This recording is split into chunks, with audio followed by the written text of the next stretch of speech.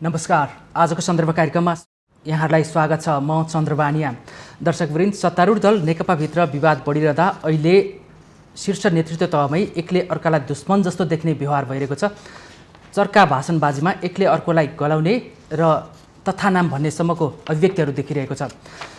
पार्टीभित्र मात्र होइन, सडकमा पनि शक्ति प्रदर्शन गर्ने होडबाजी भइरहेको छ र पार्टी पङ्क्तिभित्र सङ्गठनभित्र कसको बलमा कति शक्ति छ भनेर अहिले जोड घटाउ भइरहेको छ।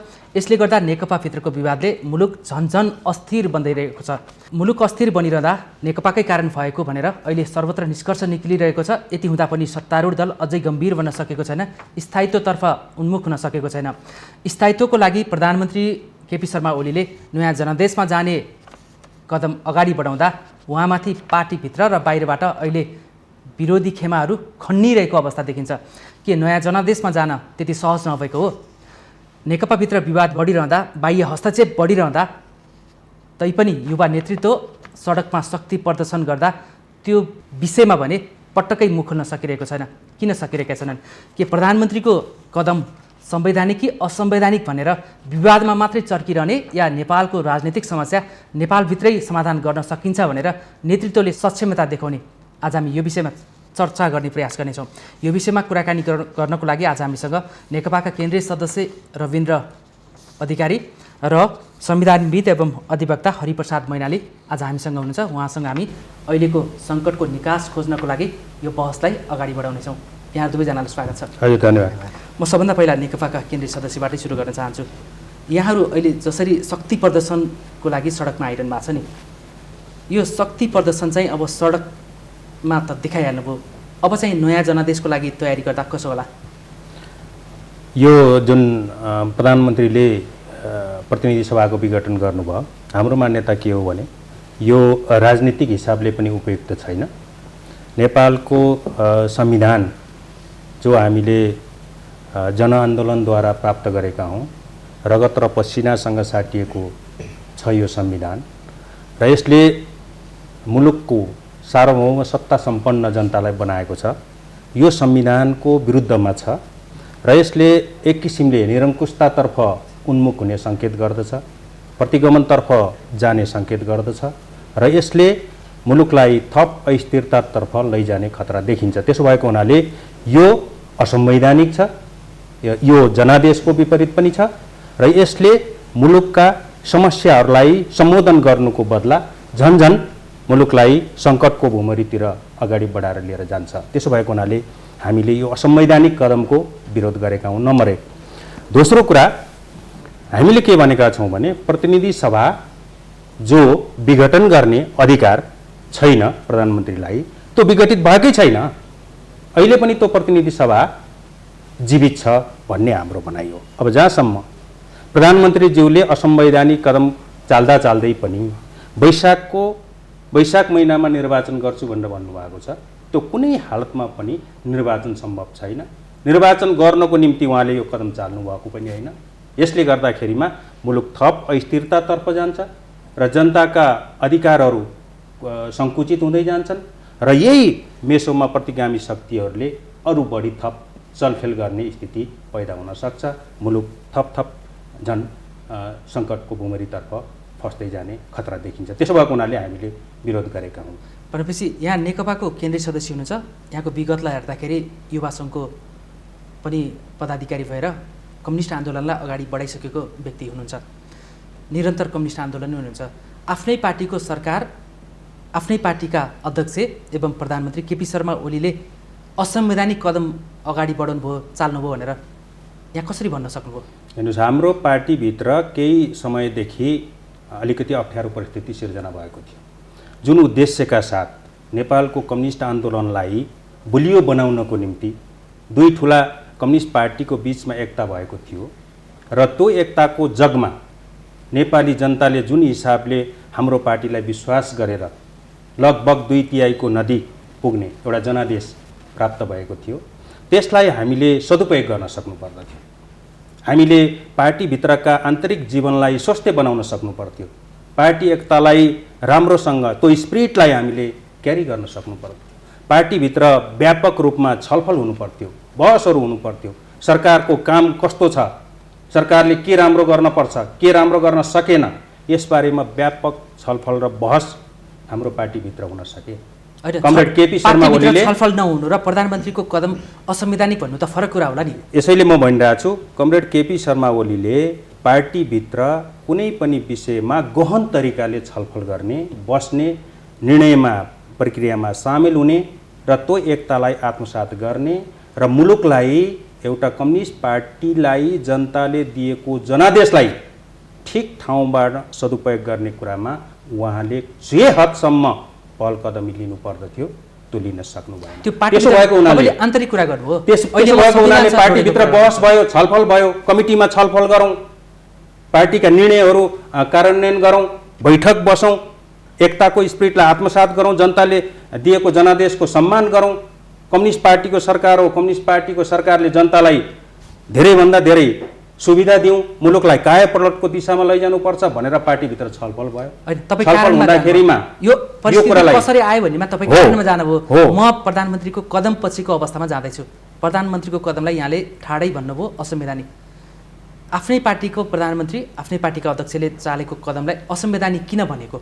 पार्टीभित्र यत्रो ठुलो गम्भीर प्रकृतिको कदम चाल्दाखेरिमा जब छलफल भएन, पार्टीभित्र सरकार र पार्टीको बिचमा जब सुमधुर सम्बन्ध भएन र पार्टीको निर्देशनभन्दा पनि सरकार एकपक्षीय तरिकाले आफ्नै तरिकाले चल्न थाल्यो, कम्युनिस्ट पार्टीको सरकार यो हो कि होइन भनेर अनेक प्रश्नहरू उठ्न थाले। यो ब्याकग्राउन्डमा हामीले चाहिँ सरकारको आलोचना गरेको। अब यस्ता आलोचनाहरू हुन्छन्, पार्टीसँग सरोकार गर्नुपर्छ, पार्टी लोकतान्त्रिक प्रणालीमा पार्टी सबभन्दा ठुलो कुरा हो भन्ने कुरालाई आत्मसात गर्न नसक्दाखेरिमा उहाँले यो एउटा असंवैधानिक कदमसम्म पुग्ने एउटा कदम चाल्नु। म फेरि आउँछु यहाँलाई। मैनालज्यू, यहाँले सुनिरहनु भएको छ नि, नेकपाको केन्द्रीय सदस्य, आफ्नै सरकारका प्रमुख, नेकपाका अध्यक्ष केपी शर्मा ओलीले चालेको कदमलाई असंवैधानिक भनेर उहाँले जस्टिफाई गर्न खोज्नुभयो। उहाँले जुन तर्कहरू भनिरहनु भएको छ, तर्कभन्दा पनि उहाँको अभिव्यक्ति आइरहेछ, त्यसलाई तपाईँ कसरी हेर्नुहुन्छ? यहाँको संविधानविद पनि हुनुहुन्छ, कानुनको अक्षरहरू पल्टाइरहनु भएको छ, संविधान हातमै लिएर आउनु भएको छ। प्रधानमन्त्रीको कदम असंवैधानिक छ भनेर भन्न सकिने अवस्था छ? पहिलो कुरा के हुन्छ भने यसमा म एउटा कानुनको विद्यार्थी भएको हिसाबले, संविधानको विद्यार्थी भएको हिसाबले यसमा स्थिति के हो यस विषयमा भन्ने कुराको अन्तिम निर्णायक कुरा भनेको चाहिँ सर्वोच्च अदालतले दिन्छ। त्यो कुरामा मैले पनि अब्जेक्सन जनाउने, त्यो कुरालाई मान्दिनँ भन्न पाउने स्थिति हुँदैन र चाहे प्रतिनिधि सभा विघटन गर्छु भन्ने पक्ष अथवा गर्नु हुँदैन भन्ने पक्ष दुवैले त्यसको विषयमा अब्जेक्सन जनाउने स्थिति रहँदैन। किनभने संविधानले नि के भनेको छ भन्दाखेरि संविधान र कानुनसँग सम्बन्धित विवादका विषयवस्तुहरूको अन्तिम समाधान गर्ने, अन्तिम निर्णय दिने अधिकार सर्वोच्च अदालतको छ र अन्तिम व्याख्याता पनि हो र त्यो व्याख्याको हिसाबले संरक्षक पनि हो सर्वोच्च अदालत। उसले गरेको फैसलालाई सबैले मान्नुपर्छ, परिपालन गर्नुपर्छ भन्ने हाम्रो संविधानको मूल मर्म हो। त्यो यदि गरिएन भने त्यो पनि संविधान विरोधी गतिविधि हो। एउटा त म के देख्छु भने प्रधानमन्त्रीले गरेको कदम सही हो कि गलत हो, के हुन्छ भन्ने कुराको ठ्याक्कै म भन्ने कुरामा अदालतको जिम्मा लगाइहालेँ मैले। संविधानले के भनेको छ त्यो कुरा? संविधानले भनेको कुरा के छ भन्दाखेरि हामीले त्यसको पेरिफेरीमा रहेर गर्ने तर्क र त्यसमा कानुनमा भएका विषयवस्तुहरूको के छ भन्ने कुराको एउटा यो छलफलले चाहिँ त्यसलाई सहयोग गर्ने पक्षमा म के भन्छु भने संविधानले अहिले जुन परिस्थितिमा, जुन अवस्थामा संविधान प्रधानमन्त्रीले चाहिँ प्रतिनिधि सभाको विघटन गर्नुभएको छ, संविधानमा लेखिएका अक्षरको वाचन गरेर हेर्ने भने उहाँले चाहिँ अहिले संसद विघटनका लागि गरेको प्रस्तावलाई ठ्याक्कै लेखेर यो अवस्थामा गर्न मिल्ने भन्ने कुरा लेखेको छैन। तर के हुन्छ भने यहाँ एउटा परिस्थिति के लेख्थ्यो भन्दाखेरि संसद विघटन गर्न पाउने, प्रतिनिधि सभा विघटन गर्न पाउने, त्यसका लागि चाहिँ प्रतिनिधि सभाको निर्वाचन भए लगत्तै विभिन्न तहमा सरकार गठन गर्ने, प्रधानमन्त्री चयन गर्ने प्रक्रिया अवलम्बन गर्दा समेत अन्तिम विकल्पको रूपमा प्रधानमन्त्री चयन हुँदाखेरि त्यो प्रधानमन्त्रीले पनि विश्वासको मत लिन सकेन भने त्यस पछाडि संसद विघटन गर्न सक्ने भन्ने एउटा व्यवस्था छ। तर त्योसँग जोडिएर गएको अर्को प्रावधान एउटा के छ भन्दाखेरि संसदको कार्यकाल कति भन्दाखेरि संसदको कार्यकाल अन्य अवस्थामा धारा 85 ले लेखा छ, अन्य अवस्थामा संसदको विघटन प्रतिनिधि सभाको विघटन नभएसम्म भनेर लेखा छ। भनेको के हो अन्य कारण भन्नुको मतलब के हो भन्दाखेरि एउटा 5 वर्षसम्म हुन्छ, यो चाहिँ नर्मल टेन्युअरको प्रोसेस भयो। अन्य भनेको कारणले गर्दाखेरि के हो, एउटा दफा चाहिँ 76 को 7 अन्तर्गतको व्यवस्था वा अन्य कुनै कारण। त्यहाँनिर त्यो कुरा त्यो व्यवस्थाले के गर्छ भन्दाखेरि हामी संसदीय प्रणालीमा छौँ, यो संसदीय प्रणाली ठिक छ छैन, यसका कारणले गर्दाखेरि अस्थिरता आयो, स्थिरता आयो अथवा यो कारण आउनुका पछाडि प्रणालीको पनि दोष धेरै छ। यो कुरामा हामी सहमत हुने नहुने, यो प्रणालीलाई नै हामी कति मेरै प्रणाली मेरो बेस्ट भन्ने कुरामा अहिले जुन चाहिँ पक्ष वा विपक्षमा रहनुभएका साथीहरूले पनि कसरी भन्नुहुन्छ त्यो आफ्नो पाटो होला, एउटा समाजवादी दृष्टिकोणबाट हेर्ने भने यो प्रणालीको सन्दर्भमा। तर यही प्रणालीभित्र संविधानमा भएको कुरालाई त छोड्न पनि मिलेन। त्यस कारणले यो प्रणाली संसदीय प्रणालीमा के हुन्छ भन्दाखेरि separation of power and check and balance, शक्ति पृथकीकरण र शक्ति सन्तुलनको सिद्धान्त। त्यसमा यी तीनवटा अङ्ग राज्यका कार्यपालिका, व्यवस्थापिका र न्यायपालिका, तीनवटा प्रमुख अङ्ग र राज्यमा यो बाहेक अन्य अङ्गहरू पनि संविधानले नै प्रदत्त अथवा निर्धारित गरेका हुनुपर्छ। जस्तो पहिले चाहिँ तीनवटा अङ्ग हुन्थे, अहिले चाहिँ संविधानले नै यी तीनवटा अङ्गले मात्रै इनफ भएन, राज्यमा सुशासनका लागि चाहिँ अन्य अङ्गहरू पनि त्यत्तिकै महत्त्वपूर्ण हुन्छन् भनेर अहिले कन्स्टिट्युसनल बडी भन्छ, संवैधानिक अङ्ग, तिनीहरू चाहिँ के हुनु भन्दाखेरि जस्तो निर्वाचन आयोगको अख्तियार दुरुपयोग अनुसन्धान आयोग लगायतका यी जति आयोग छन् हाम्रो संविधानले परिकल्पना गरेका, ती आयोगहरू पनि त्यत्तिकै महत्त्वपूर्ण हुन्छन् जो अस्तिसम्म खाली खाली थिए। अब यो शक्ति सन्तुलन र पृथकीकरणको सिद्धान्तमा के हुन्छ भन्दाखेरि कार्यपालिकाका केही काम र अथवा कार्यपालिकालाई नियन्त्रण गर्ने अधिकार न्यायपालिका र चाहिँ संसदलाई पनि दिया हुन्छ। संसदलाई नियन्त्रण गर्ने काम फेरि कार्यपालिका र न्यायपालिकालाई पनि दिया हुन्छ, न्यायपालिकालाई पनि नियन्त्रण गर्ने काम केही कार्यपालिका र न्यायपालिकाले दिया हुन्छ। यो भनेको त्रिकोणात्मक अन्तर सम्बन्धको जालो जुन छ, यो भनेको चाहिँ शक्ति पृथकीकरण र सन्तुलनका विभिन्न व्यवस्था अन्तर्गत पर्छ। यसमा मैले के भन्दैछु भने संसदीय व्यवस्थामा संसदले नै प्रधानमन्त्री चुन्ने। आजसम्म मलाई लाग्दैन कि तपाईँ हजुरले पनि मत हालेको मान्छे प्रधानमन्त्री भएको छैन होला, भोट हाल्नु भएको छ प्रधानमन्त्री भएको मैले हालेको मान्छे एकजना भन्नुभयो होला, जतिजना भयो पनि भइसक्नु भयो। क्लियर कट बुझिने गरी भनिदिनुहोस्, भनेपछि कानुनका धेरै व्याख्या गर्नुहोस्। अब अहिले अधिकारीहरूले जसरी जस्तो प्रधानमन्त्री एउटा के हुन्छ भने प्रधानमन्त्रीको कदम असंवैधानिक भनेर स्वीकार्न सकिँदैन, जनादेशमा जाने अवस्था छैन भनिरहनु भएको छ नि, तपाईँ कानुनको विद्यार्थीको रूपमा जननिर्वाचित बहुमतको प्रधानमन्त्रीले कठिन परिस्थितिमा प्रतिनिधि सभा विघटन गर्न सक्ने प्रावधान त्यहाँ छ या छैन? हो, मैले यो सिद्धान्तको कुरा गर्दैछु। धारा कानुनमा भएको व्यवस्था यो छ, संविधानले ग्राउन्ड राखिदिएको छ। त्यो ग्राउन्ड भनेको फेरि के हो भने मैले अघि सिद्धान्त जोड्न खोजेको थिएँ। सिद्धान्त के हो भन्दाखेरि संसदीय प्रणालीमा चाहिँ ती अधिकार एकअर्कालाई नियन्त्रण र सन्तुलन गर्नका लागि दिएका अधिकारमध्ये कार्यपालिकाले संसदलाई नियन्त्रण र सन्तुलन गर्ने व्यवस्था के हो भन्दाखेरि यदि संसद निरङ्कुश भयो, उसले चाहिँ संसदलाई दिएको आफ्नो काम कर्तव्य अधिकार वहन गरेन अथवा दिएको भन्दा बढी भयो, अथवा उसको कार्यपालिकीय अधिकार अन्तर्गत सरकार निर्माण गर्ने र सरकारलाई चेक ब्यालेन्स गर्ने कुरामा संसद चाहिँ राज्यको सरकारको अस्तित्वको विषयवस्तु बन्यो भने अथवा सरकार आफैलाई चाहिँ संसद चाहिँ चुनौतीको विषयवस्तु बन्यो भने, अथवा अझ स्पष्ट भन्नुपर्दाखेरि संसदको मुख्य काम भनेको कानुन निर्माण गर्ने, संसद कानुन निर्माण गर्ने भन्दा बढी राजनीतिक विषयवस्तुमा उद्धत भयो भने, सरकार परिवर्तन र सरकारलाई नियन्त्रण गर्ने कुरामै मात्रै उद्धत भयो भने त्यस्तो अवस्थामा कार्यपालिकालाई दिएका दुईटा अधिकार, एउटा अध्यादेश मार्फत संसद नचलेको अवस्थामा कानुन निर्माण गरेर सरकार सञ्चालन गर्ने, देश सञ्चालन गर्ने, अर्को भनेको संसदले त्यो खालको परिस्थिति सिर्जना भयो त्यो देखियो भने संसद विघटन गरेर फ्रेस इलेक्सन अथवा मध्यावधि चुनावको लागि अगाडि जाने यी भनेको सैद्धान्तिक हिसाबले विश्वमा संसदीय प्रणाली अभ्यास गरिएका ठाउँमा हुने कुरा यिनै हुन् र यो कुरा यहाँ कसरी हुन्छ भन्दाखेरि मैले अघि भने जस्तो एउटा सुरुमै चाहिँ निर्वाचन भए लगत्तै पनि स्वाभाविक रूपले पहिले प्रधानमन्त्रीले पो भङ्ग गरिदिने हो कि संसद भनेर चाहिँ त्यहाँ 2-3 स्टेप्स राखिदियो त्यस पछाडिको कुरा बोलेन के संविधान बुझ्नुभयो नि चुनाव भयो लगत्तै त फेरि चुनाव भनेको ठुलो बर्डन हुन्छ त्यस कारणले सुरुमा चाहिँ तत्काल गठन नहुने गरी केही सरकार गठन गर्ने स्टेप्सहरू राखिदियो त्यस पछाडि कहिले गर्न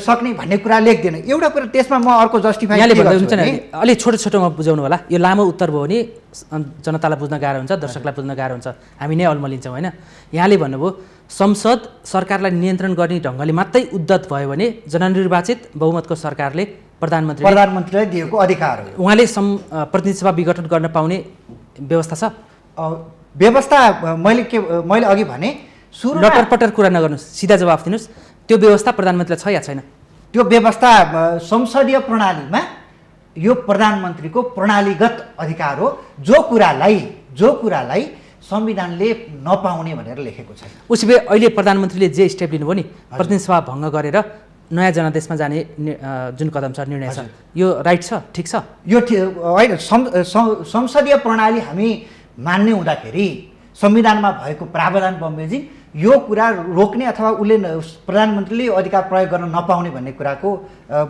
देखिँदैन भनेपछि प्रधानमन्त्रीको कदम ठिक छ प्रधानमन्त्रीले जे कदम चाल्नु भएको छ त्यो चाहिँ राजनीतिक दृष्टिकोणले के छ भन्ने कुरा आफ्नो ठाउँमा होला तर यो संविधानले प्रधानमन्त्रीले त्यो कदम चाल्न नपाउने भन्ने कुरा यहाँ संविधानले देखेको छैन त्यो प्रधानमन्त्रीले चाल्न पाउनुहुन्न अथवा उहाँले गर्न पाउने होइन भन्ने कुरा चाहिँ पुष्टि हुने स्थिति छैन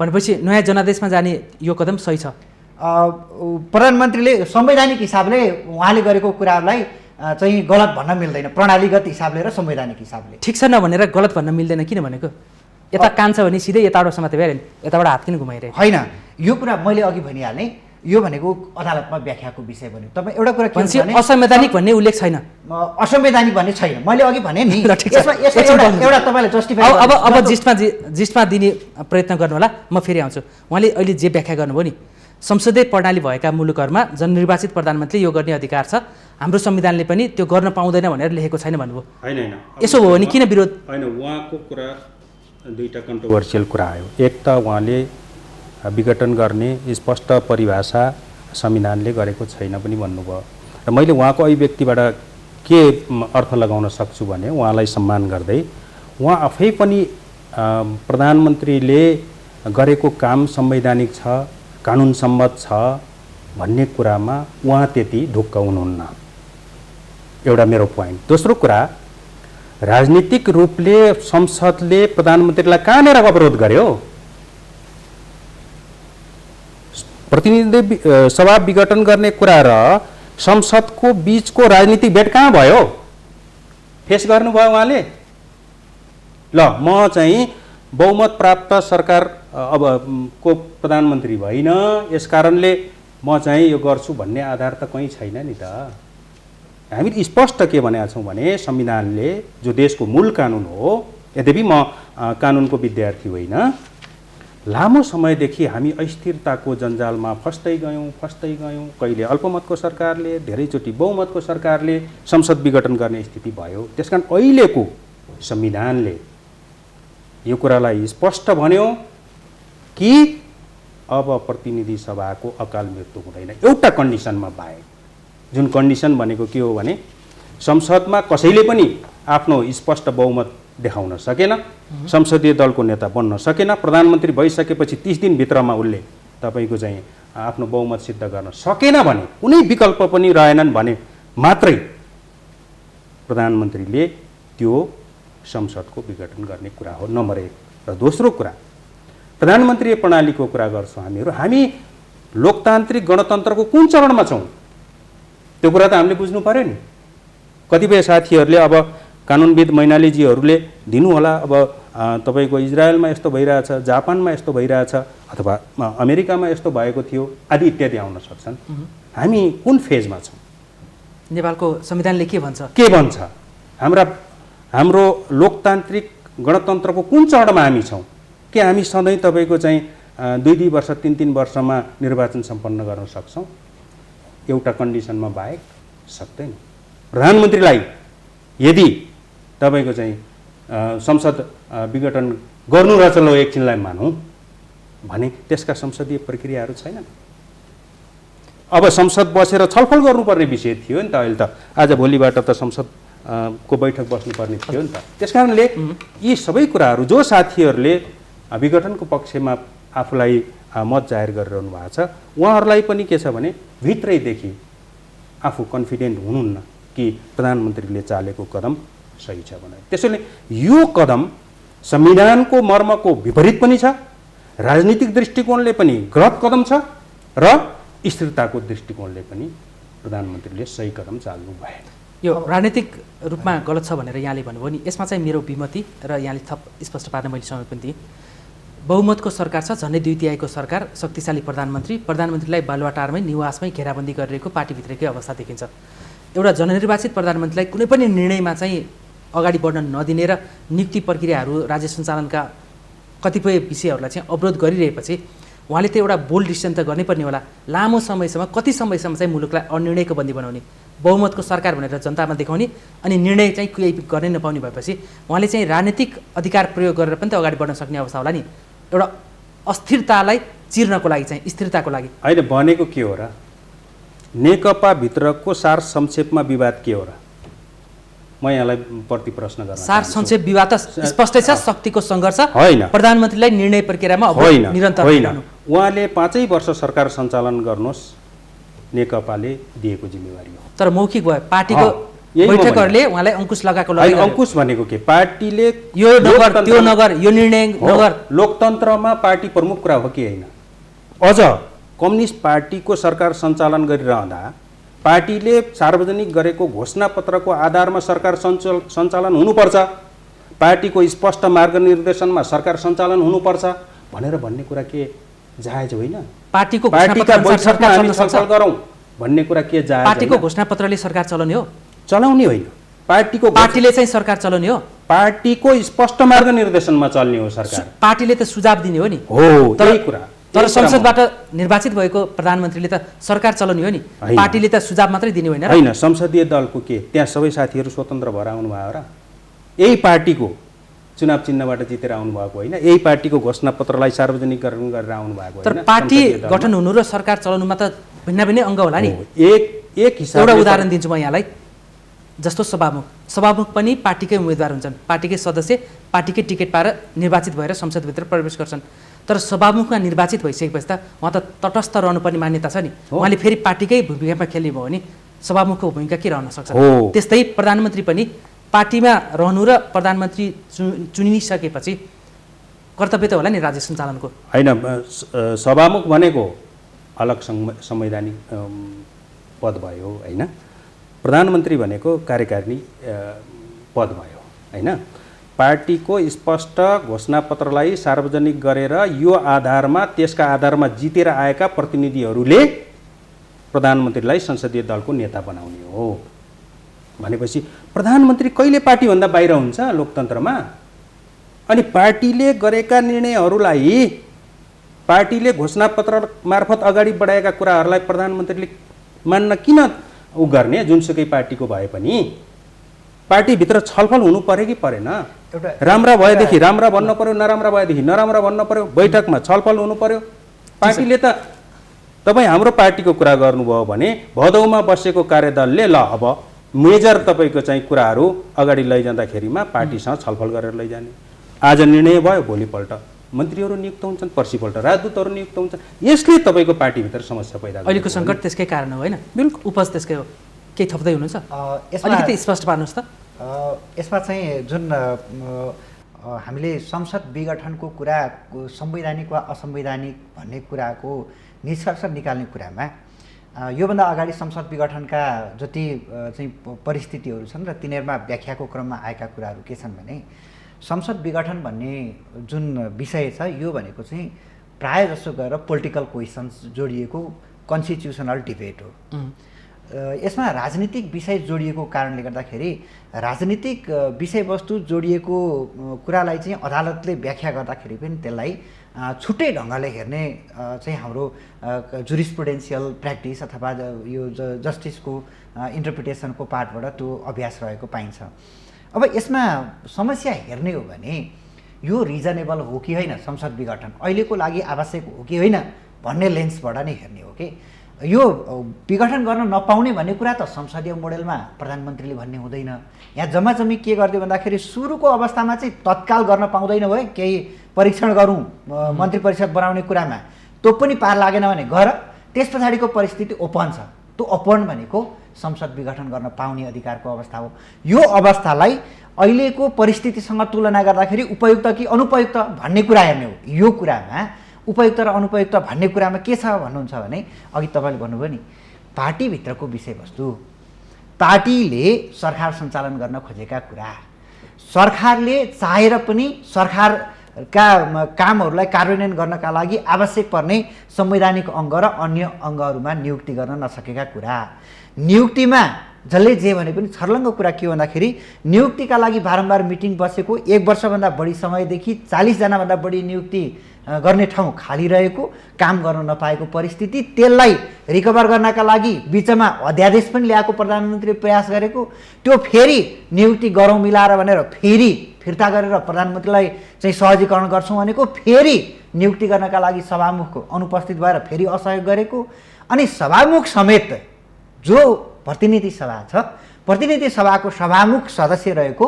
जुन चाहिँ यो संवैधानिक निकायमा नियुक्ति गर्नका लागि संवैधानिक परिषद छ, त्यो परिषदमा चाहिँ आफू मिटिङमा नगएको परिस्थितिबाट के देखिन्छ भन्दाखेरि संसद र पार्टी राजनीतिक अस्थिरता र संसदको सभामुख समेतको दृष्टिकोणबाट अब चाहिँ प्रतिनिधि सभा कानुन निर्माण गर्नका लागि भन्दा पनि अस्थिरता सिर्जनाका लागि, अघि उहाँले भन्नुभयो नि अस्थिरता सिर्जना भन्ने कुरा फरक कुरा हो।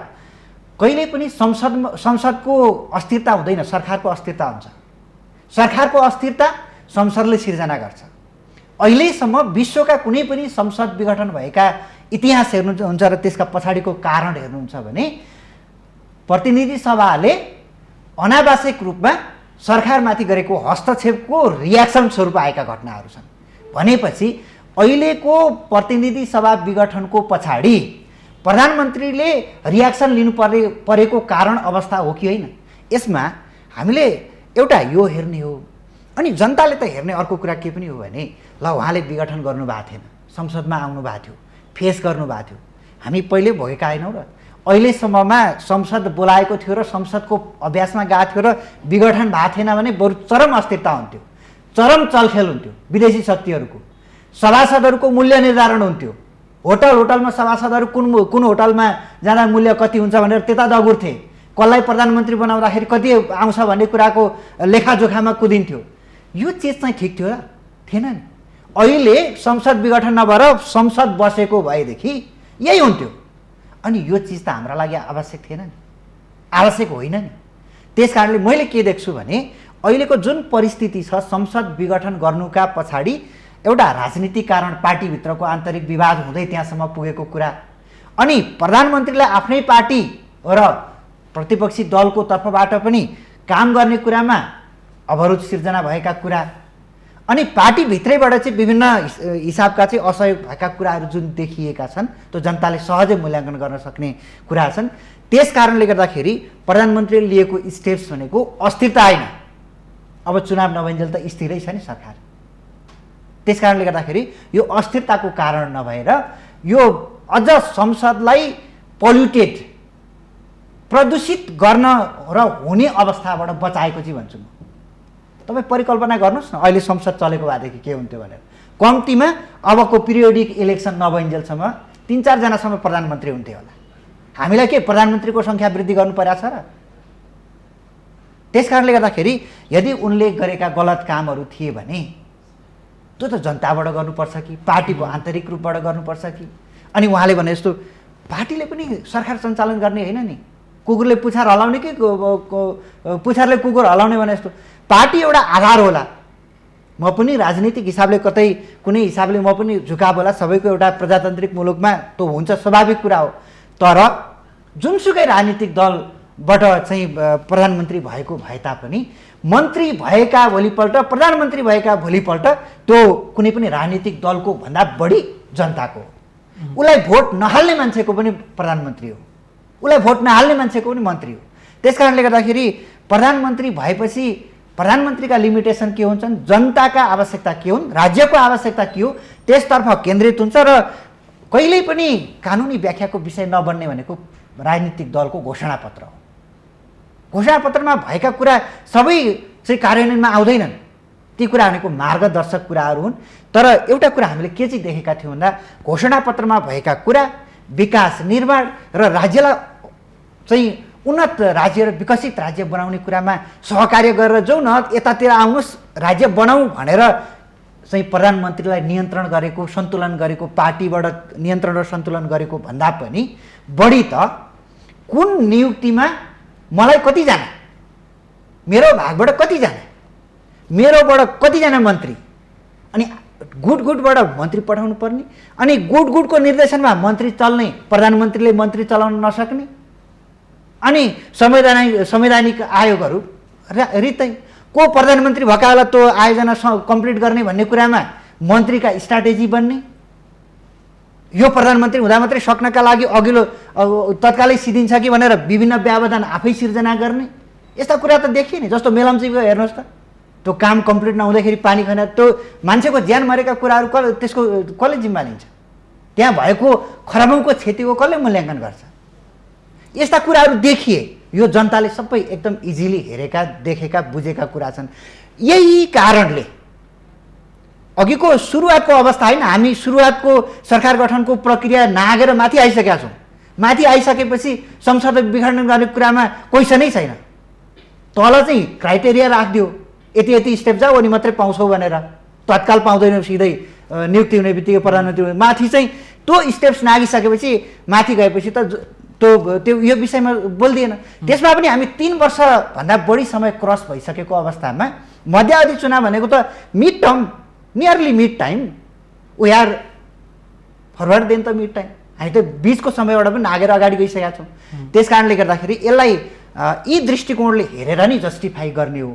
यो दृष्टिकोणले हेर्दाखेरि मैले जुन प्रधानमन्त्रीले चालेको कदम छ, यस प्रणाली अन्तर्गतको स्वाभाविक प्रक्रिया हो र यो संवैधानिक कुरा हो।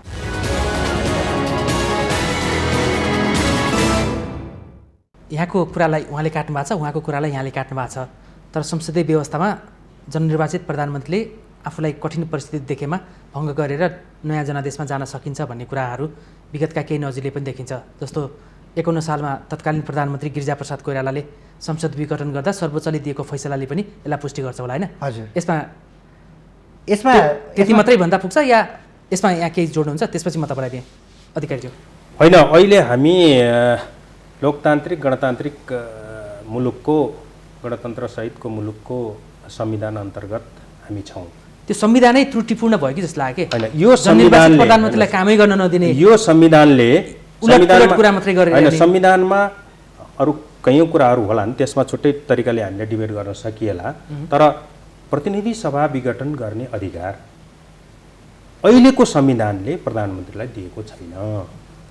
जहाँसम्म मैले संविधान पढेको छु, बुझेको छु, संविधान को क्षेत्रमा काम गर्नुभएका साथीहरूसँग छलफल गरिएको छ। ठीक छ, यो कुरा अघि पनि आइहाल्यो, त्यो देखिएन। यसमा के हुन्छ, अर्को कुरा मैले के देखिन भने उहाँले अलिकति के कुरा राख्नुभयो भने, होइन प्रधानमन्त्रीलाई काम गर्न दिइएन, मेरा मान्छे तेरा मान्छे कति राख्ने, के गर्ने भन्ने कुरा चाहिँ आयो भनेर भन्नुभयो नि। हेर्नुहोस्, पार्टीमा अनेक खालका विचारहरू आउँछन्, त्यो आइहाल्यो होइन? ती विचारहरूलाई हामीले सम्बोधन त गर्नु पर्यो नि विषयहरू आइसकेपछि। के प्रधानमन्त्री तपाईँको चाहिँ हाम्रो पार्टीको अध्यक्ष पनि हुनुहुन्थ्यो नि त उहाँ त। त्यस कारण पार्टी अध्यक्ष पनि हुने, प्रधानमन्त्री पनि हुने, पार्टीको तपाईँको चाहिँ चुनाव चिन्ह जितेर आएका सांसदहरूको बहुमत प्राप्त गरेर संसदीय दलको पनि नेता पनि हुने। तर पार्टीमा चाहिँ मान्दिनँ भनेर भन्न मिल्छ र? हजुर, ल ठिक छ। यसमा अर्को एउटा कुरा नि, जस्तो यो संसद विघटनको कुरा संवैधानिक असंवैधानिक भन्ने कुरामा अहिले यो कुरालाई जो कुरा लेखिरहनै आवश्यक छैन नि, त्यो कुरालाई बारम्बार दोहोऱ्याएर लेख्ने होइन कि त्यो कुरा ओपन हुन्छ। संसदीय प्रणालीमा यदि संसद कानुन निर्माण गर्ने भन्दा अस्थिरता सिर्जना गर्ने र कार्यपालिकालाई अनावश्यक नियन्त्रण गर्ने विषयमा उद्धत देखियो भने त्यो अवस्थामा प्रधानमन्त्रीले प्रयोग गर्ने अधिकार यो सिद्धान्ततः विश्वमा अभ्यास गरिएको। हामी जब संसदीय प्रणाली भनेर लेख्छौँ नि, लेखिसक्दा त्यो चिज आयो कि अब लेखिसक्दा आएको चिजमा यहाँ के गर्यो भन्दाखेरि सुरुमा चाहिँ प्रतिनिधि सभाको निर्वाचन भयो, लगत्तै पहिलो प्रधानमन्त्री भयो तर अल्पमतको भयो, तिम्रो बहुमत पुग्न सकेन भने त्यति बेलै चाहिँ पाउँदैन हो भनेर 2-4 स्टेप राखिदिएको। त्यो पनि के हो भन्दाखेरि तत्काल चुनाव नहोस् भनेर।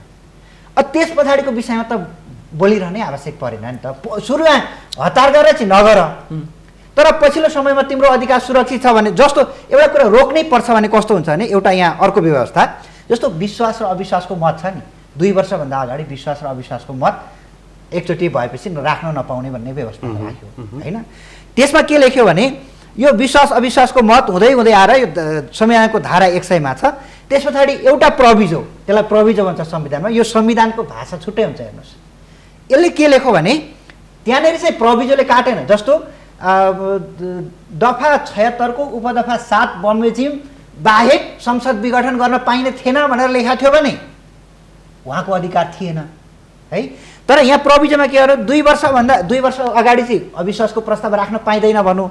यहाँ तल गएर के भन्यो भने तर प्रधानमन्त्री नियुक्ति भएको पहिलो 2 वर्षसम्म र एक पटक राखेको अविश्वासको प्रस्ताव असफल भएको 1 वर्षभित्र अविश्वासको प्रस्ताव पेश गर्न सकिने छैन। यसले तरले क्लियर कट पारेर त्यसलाई चाहिँ सफाई गरिदियो। तर त्यहाँ के गर्यो, एकचोटि सुरुमै यो स्टेप्स पार गरेपछि मात्रै तिमीलाई संसद विघटनको अधिकार र आधार बन्छ। त्यस पछाडि आधी समय त करिब क्रस भइहाल्यो, किनभने 2 वर्ष यसले बोल्यो होइन। त्यस पछाडिको कुरो तिम्रो अधिकारको कुरा स्वतन्त्र छ, संविधानले बोलेन भन्ने कुरा हो। त्यो कुरा कहाँबाट पुष्टि भयो भन्दाखेरि संसदको कार्यकालको विषयमा 5 वर्ष वा अन्य कारणले विघटन नभएको खण्डमा भनौँ, दफा 76 को 7 बमोजिम मात्रै भनेको थियो भने पनि त्यसले थुन्ने थियो बाटो। भनेपछि संविधान बमोजिम छ कि छैन भन्ने प्रश्नमा संसदीय मोडल भनेर जुन हामी यहाँ कार्यपालिका सम्बन्धी व्यवस्थाको यो जुन दफा छ त्यसको प्रावधानमै संसदीय प्रणाली भन्ने कुरा त छ।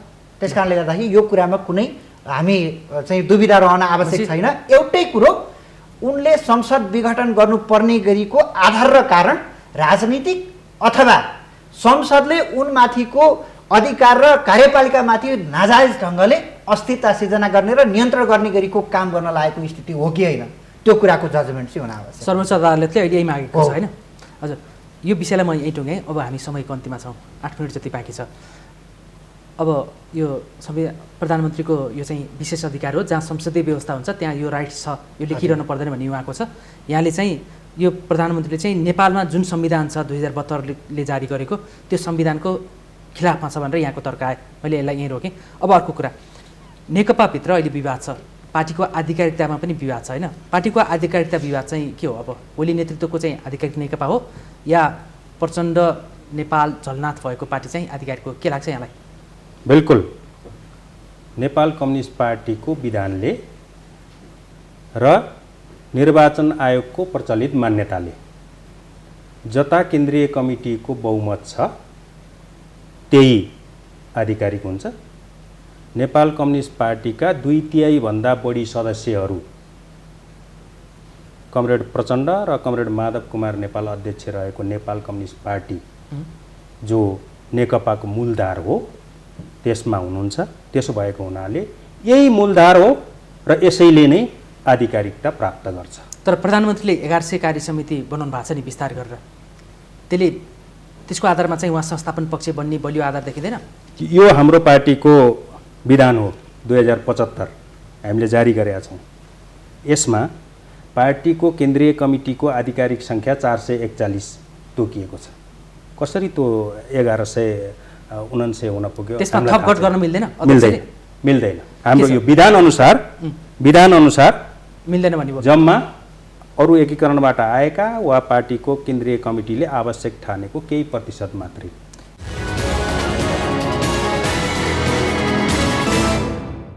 यो 441 भनेर जुन दिनुभएको छ नि 447 हैन हो, यो पनि उहाँहरू अध्यक्षले नै मनोनित गरेको हो। अहिले पनि प्रधानमन्त्री एवं पार्टी अध्यक्ष ओलीले मनोनित गरेको होइन। यो केन्द्रीय कमिटीद्वारा निर्वाचन त भएकै छैन नि महाधिवेशन। केन्द्रीय कमिटी महाधिवेशन पछाडिको सबभन्दा शक्तिशाली निकाय, महाधिवेशन नहुँदाजेलसम्म केन्द्रीय कमिटी हो र केन्द्रीय कमिटी मार्फत अनुमोदित भएको र विधानमा समेत लिपिबद्ध भएको पार्टीले निर्णय गरेको आधिकारिक निर्णय हो।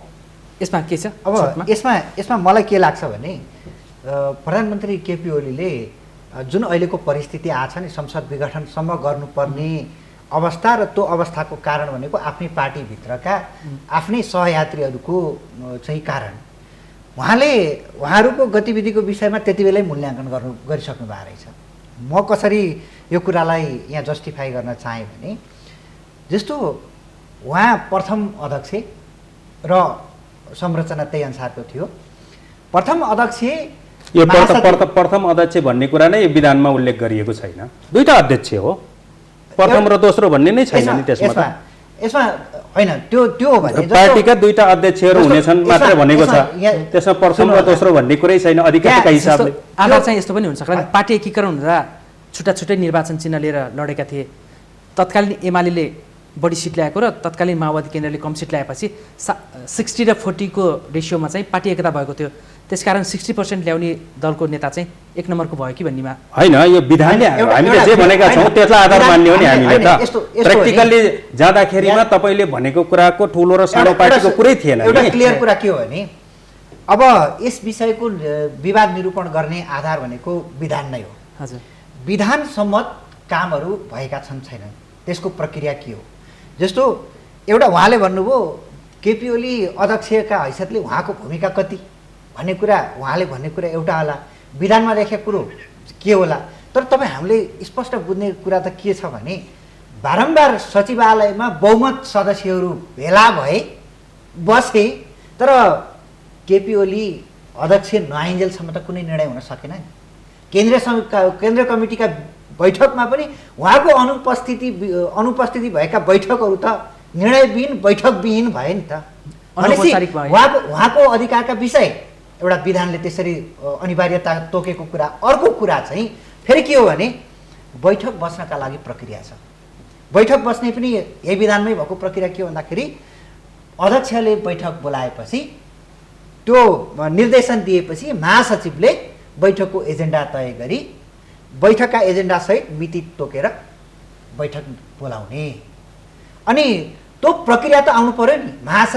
अध्यक्षको निर्देशनमा महासचिवले बैठकका विषय तोकी त्यो प्रक्रिया हेर्नु पर्यो नि त। ड्यू प्रोसेस अफ ल पनि फेरि एउटा कानुनको प्रक्रिया मिल्या छ कि छैन भन्ने कुरा पनि अधिकार दाबी गर्ने विषयमा त्यत्तिकै महत्त्वपूर्ण कुरा। उसले संस्थापन पक्षको हो त तपाईँको कानुनको आँखाबाट हेर्दाखेरि? अब यहाँ हेर्दाखेरि जुन बैठक बोलाउने कुरा छ नि, बैठक बोलाउने कुरामा चाहिँ हामीले पहिले देख्यौँ नि। हामी चाहिँ यसमा भएका अक्षर र विधानका कुराहरू त हामीले पढेको हुँदैन, त्यो पनि हेर्नु पर्यो, हेरौँला। तर के देखियो भन्दाखेरि केपी ओली उपस्थित नभएको बैठकमा बैठकै त्यसलाई मान्यता दिन सकेको अवस्था थिएन। त्यस कारणले बैठक बोलाउने प्रक्रिया चाहिँ फेरि क्लियरली के छ भन्दाखेरि मैले हेरे अनुसार केपी ओली भनिहाल्नु अध्यक्षको आदेशमा महासचिवले बैठक बोलाउने माइन्युट थियो। त्यो प्रक्रिया कता पुग्यो त? हैन, ठीक छ। अहिले जुन सिलसिलामा बैठकको सुरुवात भयो अध्यक्षहरूकै सहमतिबाट महासचिवले बैठक बोलाएकै आधारमा सिलसिला सुरु भएको हो। यहाँलाई म अनुरोध गर्न चाहन्छु। स्थायी कमिटीको बैठक पनि त्यही सिलसिला अन्तर्गत भएको हो र स्थायी कमिटीले गरेका निर्णयहरू पनि त्यही सिलसिला अन्तर्गत भएका हुन् र केन्द्रीय कमिटीको बैठकको सिलसिला पनि त्यही हो। र जहाँसम्म अर्को म तपाईँलाई सामान्य एउटा अनुरोध गर्न चाहन्छु। हामीले धारा 18 मा एउटा व्यवस्थापन गरेका छौँ। पार्टीको केन्द्रीय कमिटीले अध्यक्षको चयन गर्नेछ, सचिवालयको चयन गर्नेछ, अनि त स्थायी कमिटी र पोलिट ब्युरोको चयन गर्नेछ। के हामीले पार्टीले स्पष्ट रूपमा विधानमा उल्लेखित गरेको कुरालाई नमान्ने? एउटा। दोस्रो कुरा, बहुमत र अल्पमतको कुरा आयो भने बहुमतको निर्णय पार्टी निर्णय हुनेछ भनेर हामीले विधानमा व्याख्या गरेका छौँ बाबा, धारा 60मा यो चिजलाई हामीले मान्ने कि नमान्ने। अब यहाँले भन्नुभयो केपी कमरेड नगएको बैठकमा त्यो अवस्था एक मिनेटको विधान समाज बनाएको बैठकको सवालमा त्यही त केपी कमरेड नगएको बैठकले मान्यता प्राप्त गर्दैन भनेर भन्नुभयो नि उहाँले। त्यो त पार्टी एकतालाई जोगाउन सकिन्छ कि, त्यो स्पिरिटलाई क्यारी गर्न सकिन्छ कि भनेर निर्णय नगरेर बसेको स्थिति हो, पर्खेको स्थिति हो। दुर्घटना नहोस् भनेर सचेतनता अपनाएको स्थिति हो। सचिवालयका 5 जनाले निर्णय गर्नुभएको थियो, त्यहाँ पनि बहुमत थियो, स्थायी कमिटीमा बहुमत थियो, केन्द्रीय कमिटीमा बहुमत थियो। तर बहुमतकै आधारमा मात्रै हामी नजाउँ, अन्तिम दमसम्म पार्टी एकतालाई हामीले जोगाउनु पर्छ भनेर गरिएका प्रयत्न हुन्। उहाँको अनुपस्थितिमा निर्णय नहुनुको कारण चाहिँ त्यो हो नि। हजुर, ठिक छ। अर्को कुरा छ नि, अहिले नेकपामाथि चाहिँ गम्भीर आरोप लागेको छ, असक्षमता प्रदर्शन गरेका छन्, पार्टी सम्हाल्न सकेका छैनन्। पार्टीभित्र बुढापाका नेताहरू धेरै भए पनि पार्टीभित्रको विवादलाई समाधान गर्न नसकेपछि विदेशबाट आयातित रूपमा गुहारेर विदेशी नेतालाई लिएर आएर नेताहरूलाई थामथुम पार्ने प्रयत्न भयो भनेर नेकपाको नेतृत्वमाथि आरोप लाग्यो। त्यही नेतृत्वको समर्थनमा यहाँ बोल्दै हुनुहुन्छ। यसरी किन चीनबाट चाहिँ यो नेता ल्याउनु परेको? यस्तो हो, हेर्नुहोस्, यसमा क्लियर हुनुपर्छ। हामीभित्रका समस्याहरूको मूल जड पनि हामी नै हो, किनभने हामी द्वन्द्ववादी हौँ। हामीभित्रै छन् समस्याहरू, त्यसको समाधान खोज्ने पनि हामी नै हो।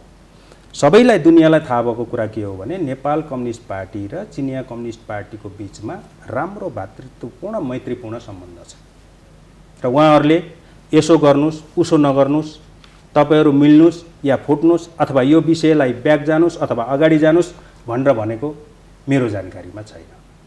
उहाँहरूले आएर नेकपाको विवादको मिलाउनको निम्ति नेकपाका नेताहरूलाई मात्रै भेटेको होइन, अन्य राजनीतिक दलका नेताहरूलाई पनि भेट्नु भएको छ। यो पन्छिने कुरा हो। जब नेकपाभित्र विवाद हुन्छ, अघिल्लो स्थायी कमिटीको बैठकदेखि लिएर अहिलेसम्मकोमा जब नेकपामा विवाद छ त्यसपछि चीनबाट नेताहरू आइरहेछन्। होइन, आउनुभयो होला, अरू बहुपक्षीय कुराकानीहरू पनि भयो होला, तर मूलत यहाँभित्रको समस्या हामीले आफैले समाधान गर्ने हो।